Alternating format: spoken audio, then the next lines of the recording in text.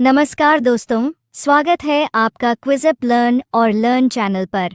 आज हम राजस्थान की पंचायती राज व्यवस्था से जुड़े 10 महत्वपूर्ण MCQ लेकर आए हैं, जिसमें हर प्रश्न के साथ मिलेगा आपको पूरी विस्तृत व्याख्या। ये वीडियो आपके लिए RPSSC, हाई कोर्ट, रीट, साइटी, राजस्थान पुलिस और सभी राज्य स्तरीय परीक्षाओं के लिए बहुत ही महत्वपूर्ण है।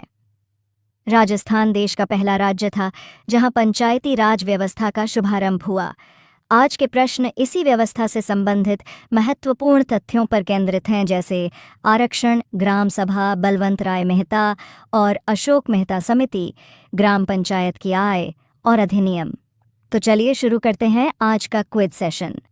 प्रश्न 1, राजस्थान राज्य में पंचायती राज व्यवस्था में महिलाओं के लिए आरक्षण का प्रतिशत कितना है?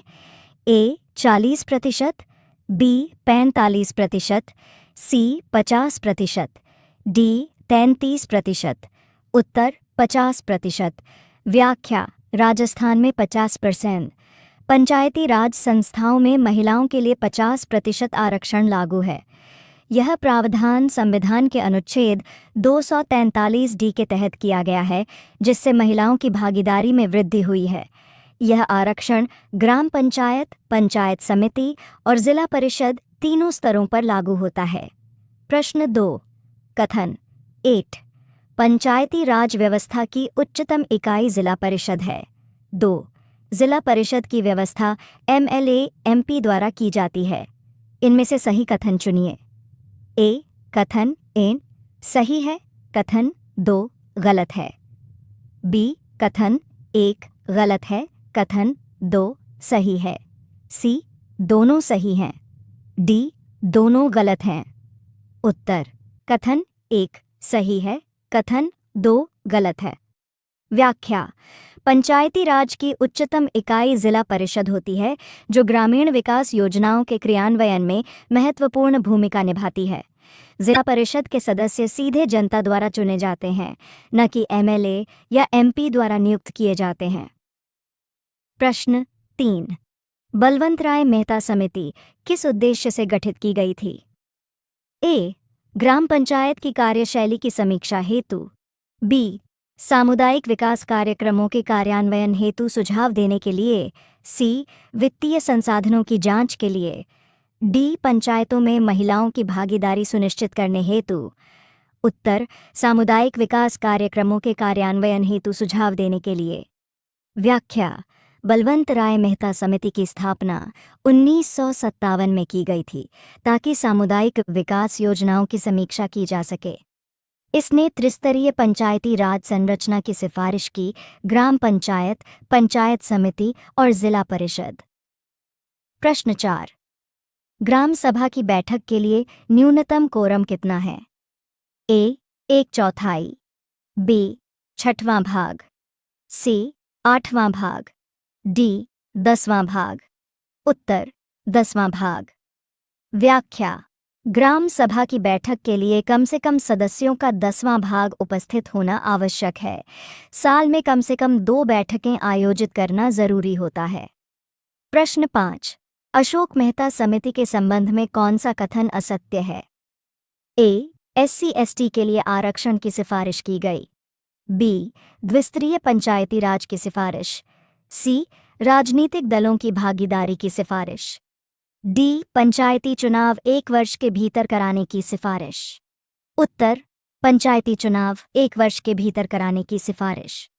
व्याख्या: अशोक मेहता समिति 1978 ने द्विस्तरीय पंचायती राज व्यवस्था मंडल पंचायत और जिला परिषद की सिफारिश की थी, लेकिन चुनाव 1 वर्ष के भीतर कराने का कोई प्रस्ताव नहीं था।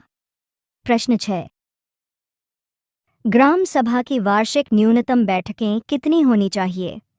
A 2, B 1, C 4, D 3। सही उत्तर A 2। व्याख्या: राजस्थान पंचायती राज अधिनियम के अनुसार ग्राम सभा की प्रत्येक वर्ष कम से कम 2 बैठकें आयोजित करना अनिवार्य है। इन बैठकों के लिए कुल सदस्यों का 10वां हिस्सा गणपूर्ति कोरम के रूप में आवश्यक होता है। प्रश्न 7, राजस्थान पंचायती राज अधिनियम कब लागू हुआ?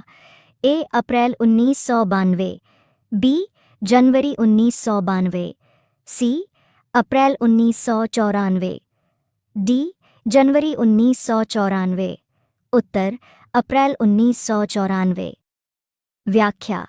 73वें संविधान संशोधन के बाद राजस्थान में पंचायती राज अधिनियम अप्रैल 1994 में लागू हुआ, जिससे पंचायती राज संस्थाओं को संवैधानिक दर्जा मिला।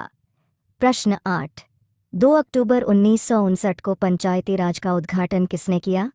ए. महात्मा गांधी, बी. जवाहरलाल नेहरू, सी. सरोजिनी नायडू, डी. लाल बहादुर शास्त्री, उत्तर जवाहरलाल नेहरू। व्याख्या। देश में पंचायती राज की शुरुआत 2 अक्टूबर 1959 को राजस्थान के नागौर जिले से हुई। इसका उद्घाटन प्रधानमंत्री जवाहरलाल नेहरू ने किया था। प्रश्न 9। राजस्थान पंचायत अधिनियम किस वर्ष में लागू हुआ? ए. 1956, बी. 1954, सी. 1955, डी. 1953, उत्तर 1953। व्याख्या। राजस्थान पंचायत अधिनियम 1953 में लागू हुआ। यह पंचायती संस्थाओं की स्थापना और कार्यप्रणाली के संबंध में कानूनी ढांचा प्रदान करता है। प्रश्न 10। ग्राम पंचायत की आय का स्रोत कौन सा है? ए. भूमि कर, बी. आयकर, सी. बिक्री कर, डी. संपत्ति कर, उत्तर भूमि कर।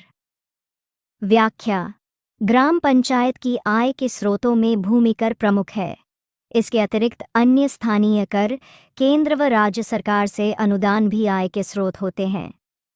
तो दोस्तों, ये हैं राजस्थान पंचायती राज व्यवस्था के 10 सर्वाधिक अपेक्षित प्रश्न। अगर आपको ये वीडियो पसंद आया हो तो लाइक ज़रूर करें और channel quiz up learn and learn को सब्सक्राइब करना ना भूलें। मिलते हैं अगले वीडियो में नए सवाल के साथ। धन्यवाद।